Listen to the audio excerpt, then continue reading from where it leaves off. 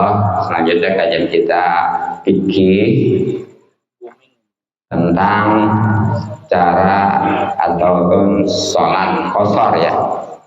Sebagaimana telah kita ketahui bahwa artinya qashar itu ringkas sholat yang 4 rakaat. Jadi dua. Nggak boleh yang 3 rakaat dikosor jadi berapa? 1,5. Bagaimana sholatnya? 1,5. Atau yang 2 masih dikosor ke tabungan jasa itu Pak ya? Oh, walaupun ada sholat yang serokat ada nggak sholat serokat? Ada sholat witir. Ada witir ya, ya. Tapi sholat subuh mah nggak boleh dijadiin 1 ya. Ente. Nah hukumnya juga dijelas ya, mubah, jawaz, boleh. Artinya mau dikosor aja silakan, nggak juga nggak apa-apa, gitu aja. Jadi yang namanya kita dalam rangka bepergian nggak identik kudu kosor aja. Seandainya nggak dikosor boleh, dan itu lebih utama. Tapi kapan lagi kita ngamalin ilmu gitu maksudnya mah, gitu ya. Iya kesempatan itu. Sunah ya. Dikasih bonus nggak dia? Kasih bonus itu bisnisnya ya. Nah, sebagaimana juga telah kita ketahui bahwa syaratnya kosor itu ada 5 ya. Yang sudah. Nah, mungkin yang pertama adalah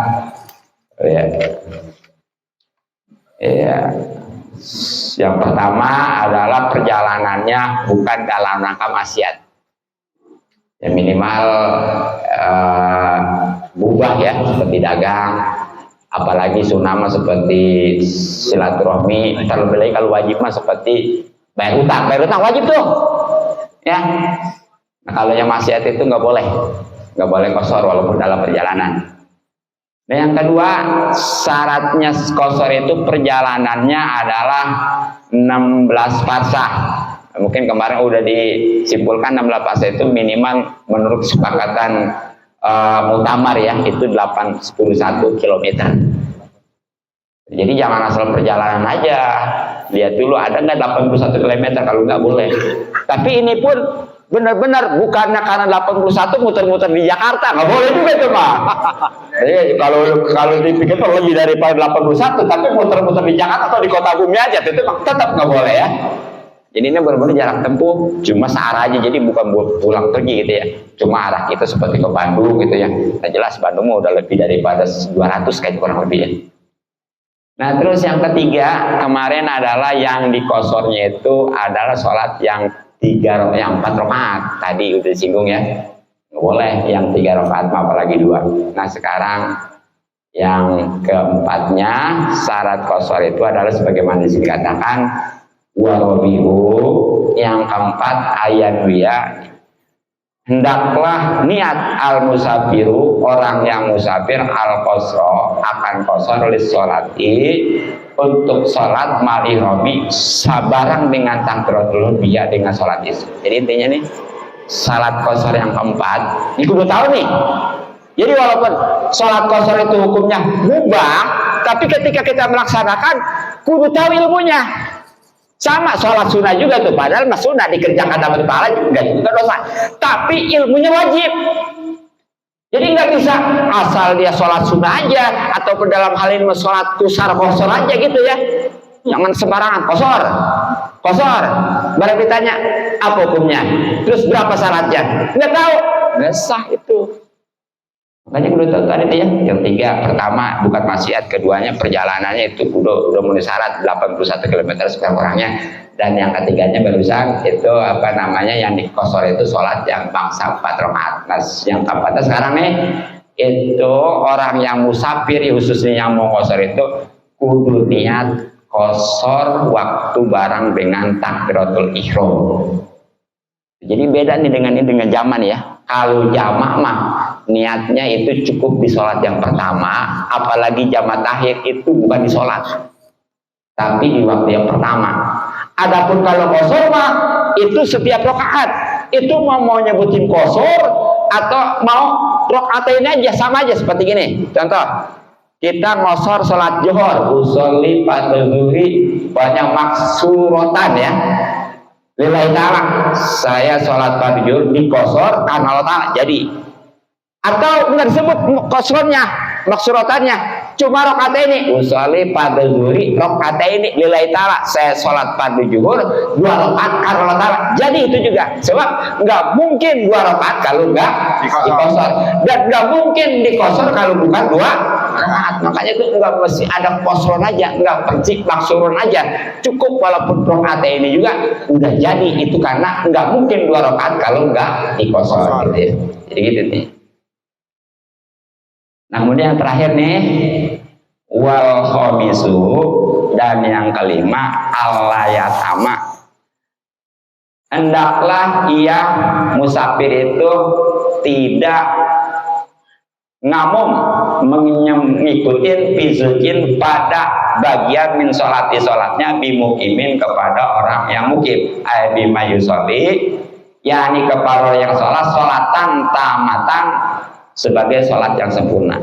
Jadi syarat yang kelima yang terakhir nih, yang harus diketahui ketika kosor, itu jangan ngamum kepada orang yang sholatnya sempurna. Maksudnya apa? Gak dikosor. Apa sebabnya? Itu bagaimana? Masa makmum duluan habisnya? Benar nggak? Coba ada si imam 4 rakaat, si makmum 2 rakaat, bagaimana coba? Bangkang itu.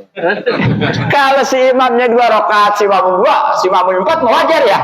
Tinggal nambahin kan gitu. Ini mah kalau si imamnya 4 rakaat, si makmumnya 2 rakaat, bagaimana? Makanya di dalam hal ini si orang yang musafir ketika kosor karena 2 rakaat nggak boleh nyambung kepada orang yang sholatnya sempurna yang nggak dikosor. Gitu ya. Terus kalau orang, terus di sini tadi bahasanya mukim, sebab orang mukim mah nggak boleh dikosor sholat itu. Jadi ada mukim, ada mustautin ya. Mustautin itu penduduk asli kota bumi. Walaupun baru beberapa bulan, kalau yang udah menetap di sini itu namanya udah penduduk mustautin. Kalau mukim macam kontrakan tuh. Walaupun puluhan tahun dikontrakan, tetap masih mukim itu.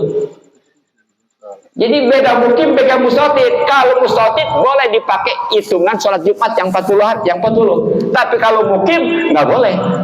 Maka itu ketika di satu kampung itu umpamanya mustautinnya cuma 30 orang, sementara mukimnya yang kontrak itu ada 100 orang, lebihkan 40 ya, itu tetap belum wajib mendirikan Jumat karena belum cukup, gitu ya.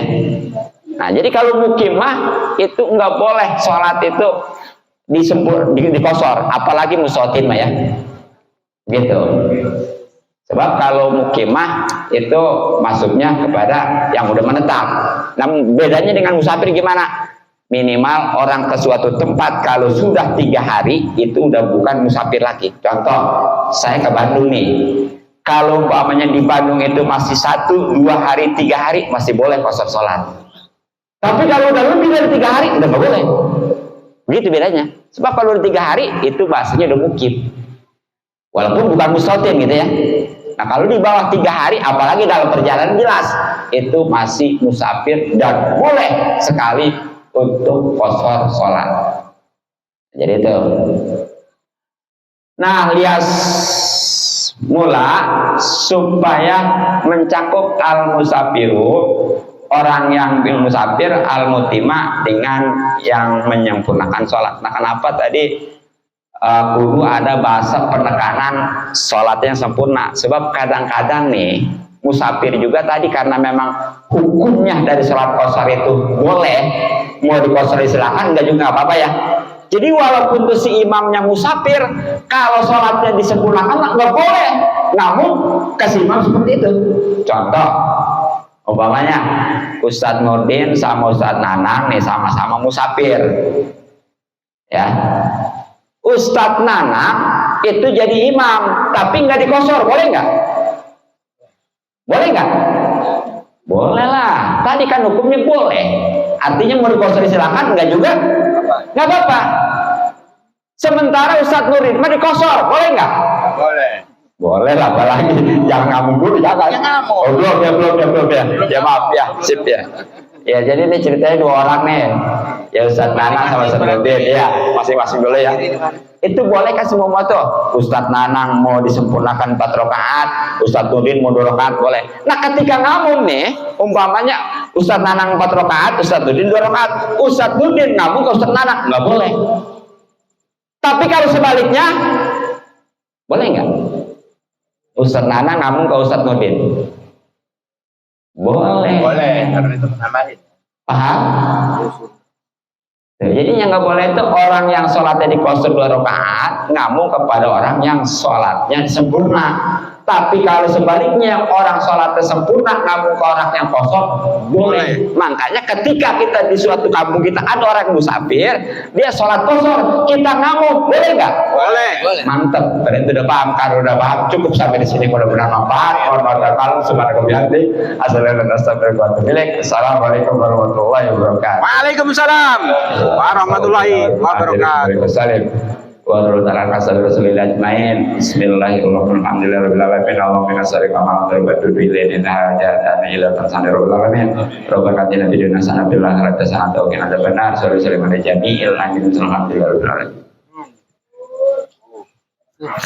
ala